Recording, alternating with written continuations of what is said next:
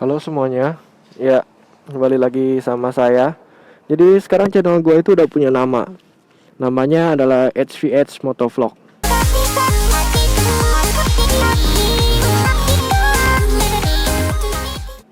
Ya HVH itu apa? HVH itu ya kepanjangan dari nama gue sendiri sebenarnya. Jadi sekarang gue pengen ngebahas tentang motor gue lagi. Ada beberapa review dari motovlog sebelumnya yang belum sempat gue bahas. Jadi sekarang gue bakal bahas. Oke, langsung aja.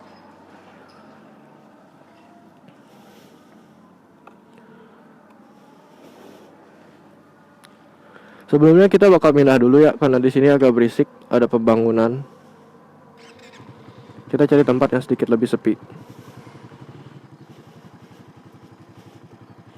Oke, jadi apa aja yang mau gue bahas? Yang pertama adalah kita matiin dulu dah supaya nggak berisik. Nyalain lagi.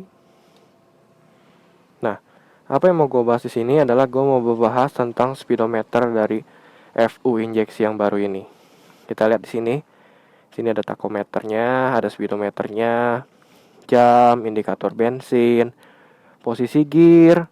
Kalau netral dia hijau, kalau masuk gigi 1 dan yang lain-lainnya dia ganti di sini angkanya. Sini ada kilometer juga. Ada trip A, trip B. Dah, kilometer lagi. Nah, di FU ini kita punya ini. Apa ini yang tulisannya low? Yang gambarnya listrik ini bukan aki, tapi ini adalah tanda buat lu ganti gigi. Di sini kita punya 4 mode, ada low, high.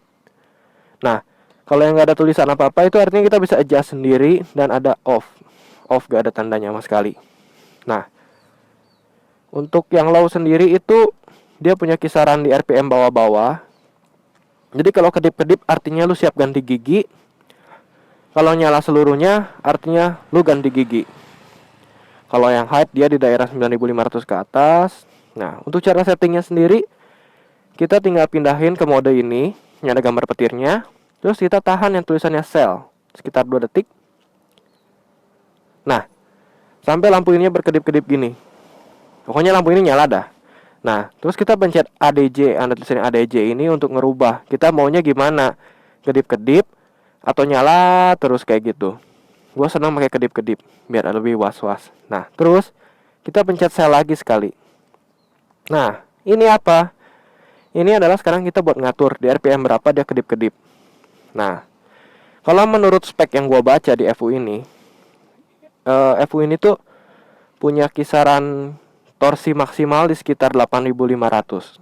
Apa itu maksudnya torsi maksimal? Itu jadi putaran mesin maksimalnya di situ. Karena gua gak mungkin pakai buat top speed, gak mungkin ngeluarin semua powernya, jadi gua main torsi aja.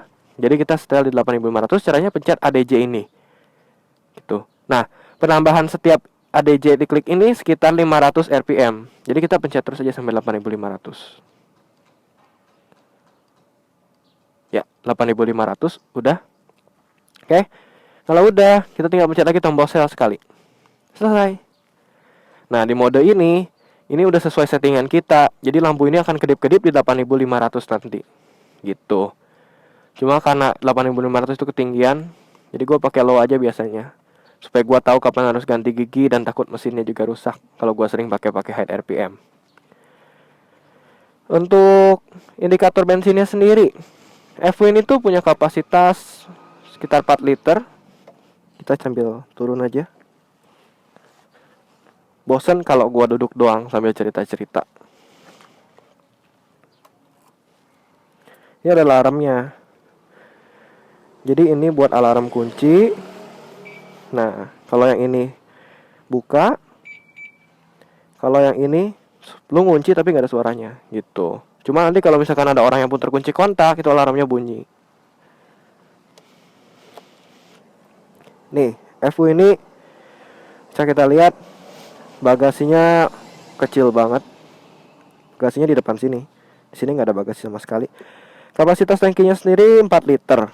Jadi kalau indikatornya punya 6 strip, di strip terakhir itu sekitar 1 liter lagi bahan bakar lo.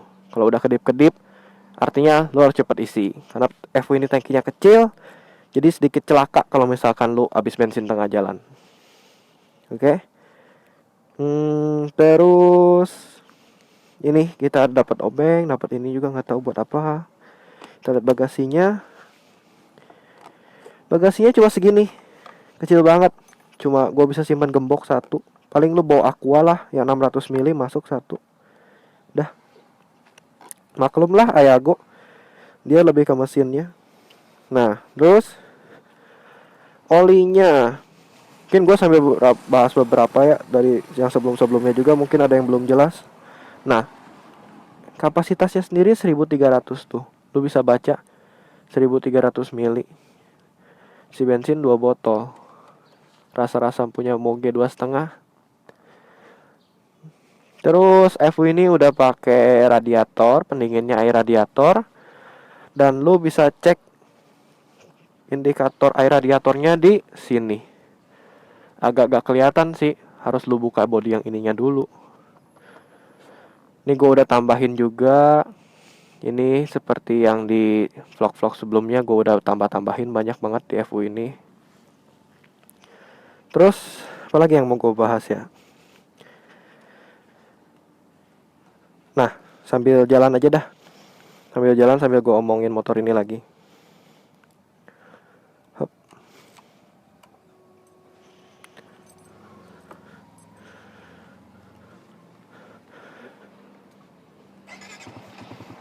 Tuh, dia ada 6 strip kan. Nah, kalau strip terakhir ini artinya bensin lu tinggal seliter.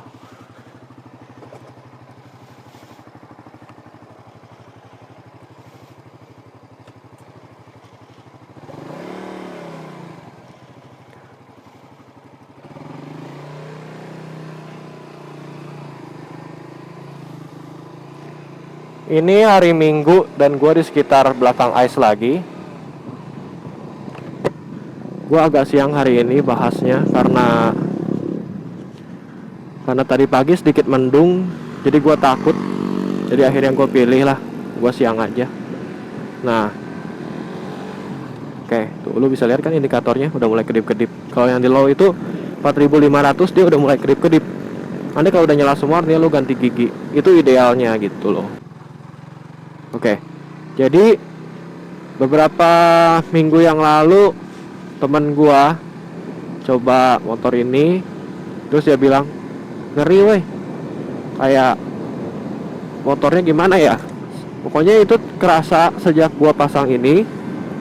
Jadi motor lu tuh kalau misalkan lu bawa miring gini misalkan, nah itu tuh motor lu langsung kayak ngelawan pengen balik lagi, kayak pengen langsung seimbang lagi ke tengah gitu. Nah, itu gua rasa mungkin gunanya dari steering damper itu sih. Jadi kalau misalkan gua miring-miring, jadi miring-miring tapi nggak bablas gitu miringnya jadinya. Sana sedikit ketahan lagi. Jadi kalau misalkan kita miring sedikit terus harus kontrol lagi ke tengah, itu lebih dibantu lah istilahnya. Jadi gua rasa sih fungsinya itu, selain buat kalau mau belok gitu susah, ini guna banget sih sebenarnya. Jadi kalau lu kayak gitu tuh agak berat motornya. Beda kalau gua waktu nggak pakai ini tuh dimiring-miringin gitu ya enak, cepet gitu. Miring, malah gua cenderung lebih takut sih kalau misalkan gua ngerem dadakan terus terjadi slip gitu. Kalau pakai ini lebih enak aja, kalau lu ngerem tuh dia ketahan.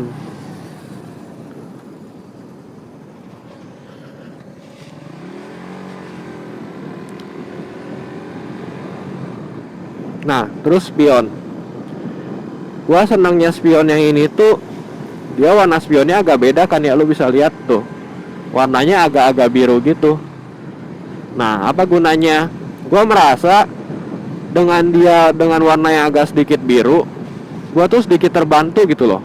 Kalau misalkan kayak malam-malam, kan ada orang yang sering pakai lampu putih. Di mobil mau kemana? Coba.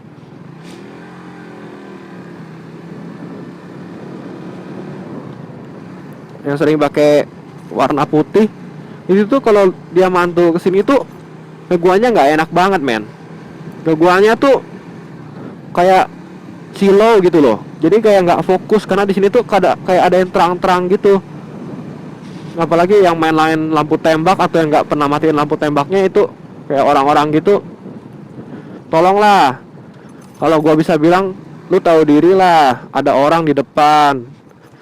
Gua aja yang di depan merasa terganggu gitu loh, apalagi pakai lampu-lampu yang gitu kan. It's okay, mungkin lu merasa lebih terang gitu, jalannya lebih enak.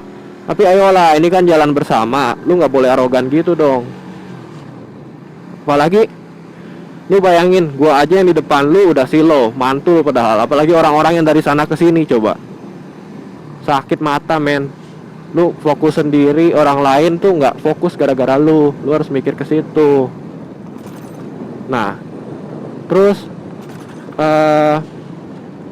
apalagi yang mau gue bahas? Kalau siang dengan spion yang kayak gini enak sih. Kelihatannya jadi kayak gak silau. Ini gak gelap loh. Ini tuh terang, pas gitulah, redup, istilahnya redup, enak.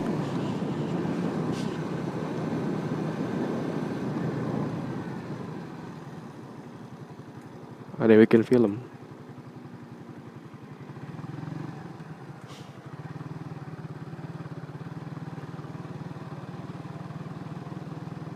Udah gua ambil pelan-pelan aja lah. Keren banget deh bikin filmnya.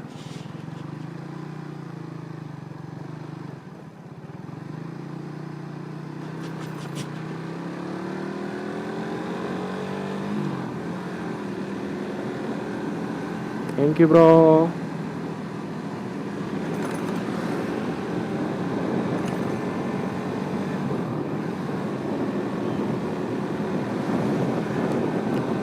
Ya jadi gitulah. Nah, terus apa lagi yang mau gue bahas di motor ini? Oh, shock breakernya sendiri.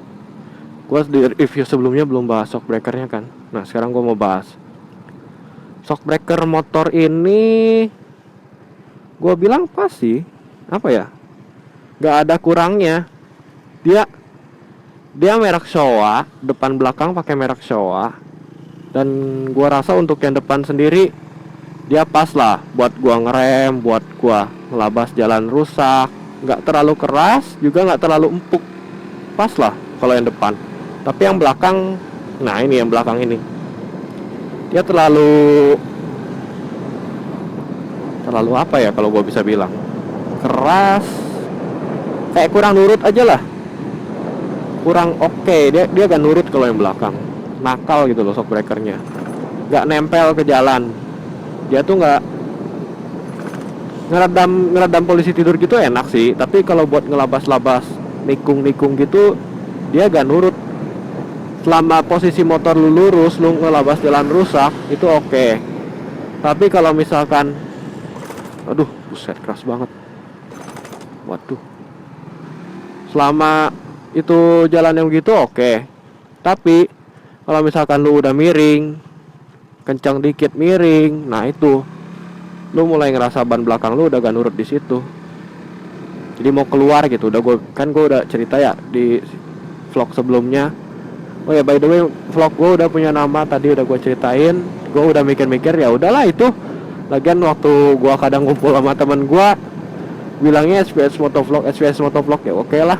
Akhirnya gue putusin pakai nama itu aja. Tapi gue di foto kayaknya. Oke. Asik. FU ini udah berisik kok bagi gua. Udah oke. Maksudnya lu gak usah ganti knalpot pun udah kedengeran gitu itu FU. Tapi ya emang kalau ganti knalpot lebih oke sih. Ganti knalpot itu tujuannya kan supaya gas buangnya lebih langsung terbuang gitulah, istilahnya free flow itu kan. Soalnya kalau motor standar tuh banyak sekat-sekat di dalam knalpot yang akhirnya membuat gas buang lu tuh ketahan, muter-muter di dalam knalpotnya sendiri. Nah, dan itu tuh emang itu tujuan sekat-sekat itu adalah untuk meredam suara motor lo. Nah, dan kalau lu tapi dengan suara yang pelan kayak gitu, emang plusnya adalah suaranya jadi nggak keras. Tapi negatifnya itu performa motor lu sendiri itu nggak keluar gitu, ketahan akhirnya. Dan dengan knalpot yang nggak free flow, itu membuat motor lu lebih cepat panas, men. Jujur dah. Mesin motor lu tuh lebih cepat panas kalau misalkan lu pakai knalpot yang nggak free flow. Nah, waktu itu gua kan sempat ganti pakai yang R9 Misano, terus pakai CLD C7. Untuk suara, kalau misalkan lu gak mau mengganggu, lu pakai R9 oke. R9 tuh kalem, kalem banget. Kalau pakai CLD tuh dia lebih, waduh, gak tahu kenapa ya. Kalau CLD tuh kayaknya dia lebih fokus ke suaranya gitu, kalau nggak salah. Kayaknya gitu deh. Berisik banget. Dan ada yang bilang eh kalau pakai knalpot tuh ya, lu lu nggak boleh sembarangan cuma lu beli knalpot karena suaranya begini, suaranya begitu. Enggak. Lu beli knalpot tuh bisa harganya bisa mahal, bisa enggak. Karena apa? Karena bukan suaranya. Malah kayak misalkan Akrapovic, dia kan lebih mahal ya. Tapi buat motor gini nggak ada sih kalau Akrapovic gitu. Maksudnya buat moge-moge lah yang Akrapovic sendiri keluarin. Kenapa bisa mahal Akrapovic? Itu bukan karena cuma dia buatan Eropa, tapi karena material dia mungkin lebih oke-oke. Dan suaranya lagian Akrapovic kalem, nggak keras gak gimana. Tapi kenapa mahal? Karena itu dibuat untuk ningkatin HP lu, ningkatin performa motor lu. Tapi itu gak ngerusak motor lu sendiri, makanya itu bisa jadi mahal banget karena itu. Nah, sedangkan kalau misalkan lu bikin knalpot gitu ya, knalpot gue pengen suaranya begini, kan ada tuh ya tukang-tukang knalpot yang buat kayak gitu. Nah, itu tuh malah itu yang ngebuat motor lu oke, suaranya kedengeran sesuai selera lu, tapi mesinnya rusak men. Lu nggak mikir kan ke mesinnya, nanti berapa kali mesin lu mulai kerasa udah nggak bener, cepet rusak, cepet aus part-partnya ya gara-gara itu lu ganti knalpot abal-abal. Buat yang lampu putih tadi, nah kayak ayolah, jangan sampai orang mikir gara-gara oh semua pengguna motor yang lampunya putih itu jelek gitu loh. Kalau misalkan lu kayak tadi itu kan jadi menurunkan image orang yang pakai lampu putih. Lampu putih kan tujuannya bagus, dia lebih terang. Ya meski buat ngelabas kabut dan lain-lain nggak kepake sih. Jadi lampu putih itu kalau kata gua ya, kalau misalkan lu pakai di daerah dalam kota gini ya it's okay. Tapi kalau buat touring-touring, nah itu kayaknya kurang cocok. Jadi kita tuh oke lah, misalkan lu punya, gue nggak cuma ngomong buat pengguna motor sih sebenarnya, gue bilang buat pengguna mobil juga. Karena pengguna mobil yang justru lampunya terang-terang banget itu. Teman gue aja sampai gak mau ganti mobil pakai lampu putih, katanya silau dan lain-lain. Ya itu, padahal lampu putih kan lebih enak kalau dipakai. Motor-motor sekarang aja standarnya lampunya putih, LED putih. Oh ya, indikator ini FU ini ada apa lagi? Ada lampu, bentar.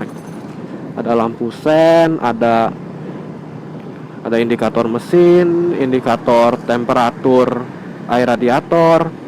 Untuk temperatur air radiator itu dia bakal nyala kalau misalkan udah dipakai sekitar suhunya sampai 120 derajat Celcius. Itu dia bakal nyala lampu indikatornya. Dan kalau lampu indikatornya nyala, lu nggak boleh terus jalan dicuekin gitu, tapi lu harus berhenti dulu sejenak, lu tungguin. Nah, beberapa lama lah sampai motornya agak dingin. Rekaman lagi di sini. Ya mungkin sekian aja vlog dari gua kali ini. Jangan lupa buat like dan subscribe channel gua. Dan gua sangat berterima kasih kalau dari kalian ada yang mau bantu gua promosiin channel gua supaya subscribernya banyak. Kalau kalian mau video-video yang gimana, gua harus nge-vlog kayak gimana, silahkan komen aja di bawah. Kalau misalkan ada yang kurang-kurangnya dari vlog gua, silahkan komen di bawah. Gua orangnya terbuka. Oke. Ntar gua berhenti di mana? Oke, di sini aja. Oke, makasih semuanya. Dadah.